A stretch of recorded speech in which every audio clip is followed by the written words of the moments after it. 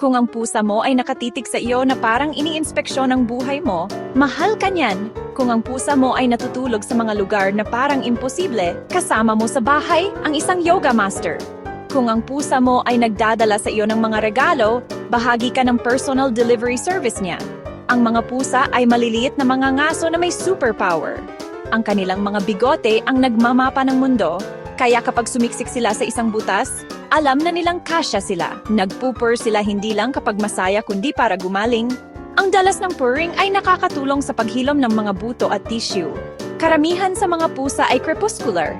Ibig sabihin, ang pagsikat ng araw at ang paglubog ng araw ang kanilang peak hours sa paglalaro. Sisihin ang kanilang pagiging malikot sa evolusyon. Nakikipag-usap din sila sa iyo ng iba kaysa sa ibang alagang hayop. Yang mabagal na pagkurap, halik yan. At naalala ka nila, ang mga pusa ay bumubuo ng tunay na pagmamahal at nagpapakita ng katapatan sa mga paraang hindi halata. Kaya sa susunod na baliwalain ka ng pusa mo, matulog sa keyboard mo, o biglang tumakbo ng mabilis ng 3 a.m., alamin mo ito nakatira ka kasama ang isang napakatalino, kakaiba at sinaunang kasama. Mahalin sila, respetuhin ang oras ng tulog nila, at maghanda para sa mas maraming sorpresa.